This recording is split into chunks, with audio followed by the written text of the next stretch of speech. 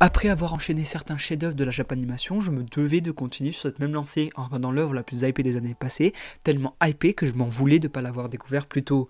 Grossière erreur, puisque je me suis créé énormément d'attentes, j'ai placé énormément d'espoir dans l'œuvre qui est Demon Slayer. Ce boost phénoménal, voire même historique, qui aura permis à Demon Slayer de se hisser devant l'indétrônable œuvre qu'est One Piece, de manière à impacter les ventes du manga de façon significative, mais aussi à réussir l'exploit de ressusciter sa parution française in extremis, m'a poussé à faire ce choix de regarder et plus tard lire cette œuvre qu'est Demon Slayer. Tandis que le premier épisode plante parfaitement le décor et l'ambiance, me faisant passer à Shingeki no Kyojin avec ce schéma de premier épisode impactant, les deux suivants seront axés sur le développement du personnage principal, tout en étant parfaitement calibrés. Là où Demon Slayer est fort, c'est sur la manière dont est amenée l'intrigue, ce qui donne l'impression que le scénario et le développement de cette intrigue sont travaillés et réfléchis. Je ne vais pas vous réciter le synopsis de l'œuvre car vous le connaissez sûrement, donc passons directement aux choses sérieuses. Je trouve qu'il est particulièrement intéressant de revenir sur cette œuvre qui est Demon Slayer. Comme évoqué plus tôt, l'anime a eu un succès retentissant dans le monde entier, une popularité qui a grandement impacté le manga d'origine. Pour preuve, son film d'animation Demon Slayer, le train de l'infini, devient le film le plus rentable au box-office japonais.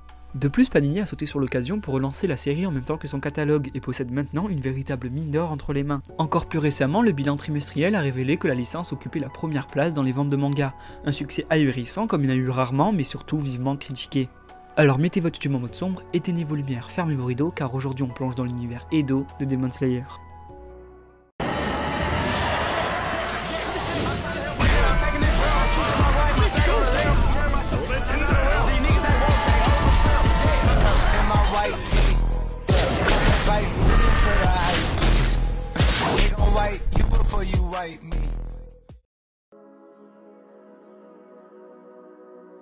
Oui, c'est son animation qui a fait percer Demon Slayer. Je te regarde droit devant la putain de caméra. Les dessins de Demon Slayer et de Jujutsu Kaisen puent la merde comparé à l'anime. Oui, c'est un putain de fact.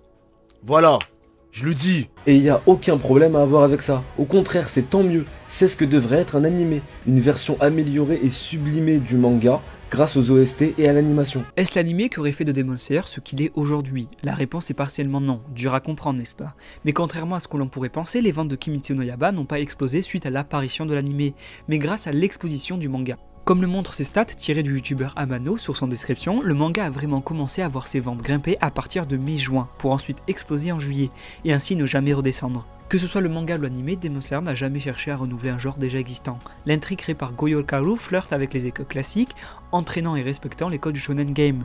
Je le dis, ce qui diffère, c'est comment est amené le schéma narratif.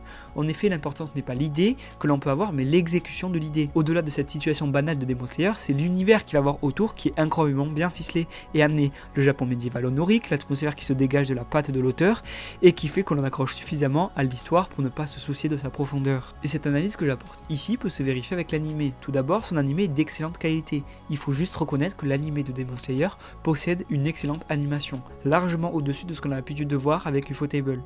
Ufotable a su parfaitement gérer le trésor qu'ils avaient entre leurs mains.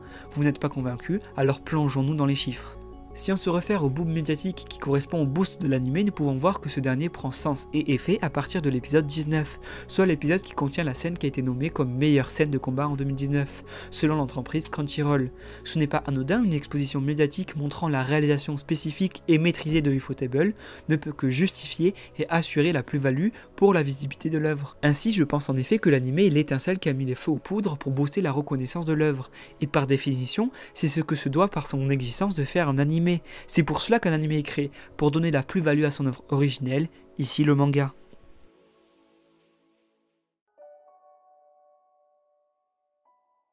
La majeure partie des animés qui sortent chaque saison est constituée d'adaptations de manga, de light ou visual novel, ou encore de jeux vidéo. Idéalement, on se dit qu'un studio choisit d'adapter une œuvre dont elle estime la qualité, et par conséquent dans une logique de quête de profit et donc de rentabilité. Cependant, nombre de studios peinent à maintenir un équilibre financier, et la fin d'une œuvre n'est jamais bien loin, comme en témoigne le sort du studio Manglobe, il n'y a pas si longtemps. Seules les structures les plus solides et renommées telles que la Toei, Sunrise ou encore MAPPA peuvent se le permettre. Et encore, car il faut l'admettre, une série animée coûte excessivement cher. Plus déprimant encore, Sakaki, un animateur 3D de renom, avoue que la plupart des séries animées ne sont pas rentables et que l'industrie est portée seulement par une poignée de titres à gros succès, comme One Piece, Naruto ou encore Shingeki no Kyojin.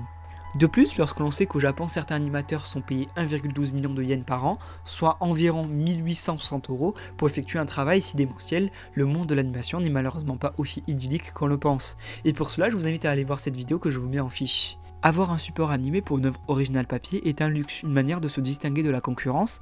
Grâce à une adaptation animée, les œuvres élues se vendront bien mieux, car celle-ci permet de faire office de support médiatique de pub pour l'œuvre originelle. L'industrie japonaise, culturellement, est un produit de consommation depuis des décennies. Avec la popularité de ces séries télévisées, la demande pour un produit de consommation lié à la culture japonaise a fortement augmenté. C'est dans ce contexte que le manga a gagné en popularité le plus souvent par son support animé. Il est possible d'affirmer que le plus grand pic d'une série dans sa consommation est fortement impacté grâce ou à cause de son support animé. Il n'y a qu'à voir les ventes d'Emacha ou d'autres œuvres ressuscitées dans leur course de consommation.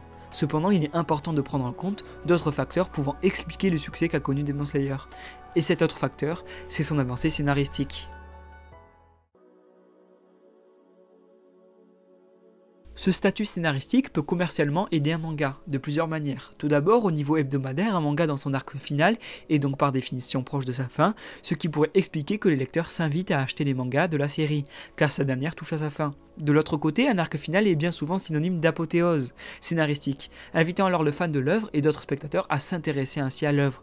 Pour vous dire, il n'a que voir la bombe qu'a lâché Oda à propos de son œuvre.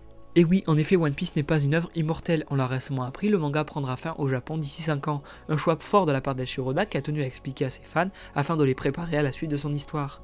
La fin de One Piece marquera un tournant dans l'histoire du manga et de l'animation. Lorsque celle-ci arrivera, les fans seront sans doute plus enclins à s'approprier les œuvres papier. Puis il n'y a qu'à voir le couvert médiatique proposé pour l'œuvre, tout le monde en parle et ces chapitres se retrouvent pour la plupart du temps en top tendance Twitter. Et je pense pouvoir affirmer sans vraiment m'avancer que l'œuvre Demon Slayer se dirige depuis un bon moment vers ce même schéma classique. En conclusion, l'œuvre Demon Slayer n'est pas simplement une œuvre surcotée comme certains pourraient le prétendre. Son succès si fulgurant peut s'expliquer par plusieurs facteurs majeurs et non pas seulement car l'animation est excellente, voire épicé. Bien évidemment, ce facteur-ci est fortement impacté la reconnaissance de l'œuvre dans le monde entier. La réussite de l'œuvre, dès son couvert médiatique, ne peut en aucun cas se reposer entièrement sur ce facteur déterminant. Voir le succès de Demon Slayer par ce seul prisme de réussite et de pensée revient à avoir une vision de pensée obstruée et faussée.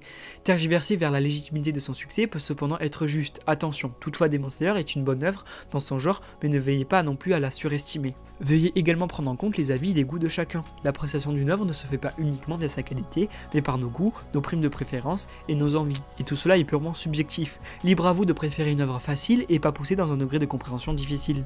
Pour finir, je vous demanderai de respecter les avis et les goûts de chacun, même si ces derniers peuvent vous paraître désastreux. Merci de m'avoir suivi jusqu'ici, je finirai sur un seul mot, épicé. It was the first time that I saw you. I had never seen anything so perfect.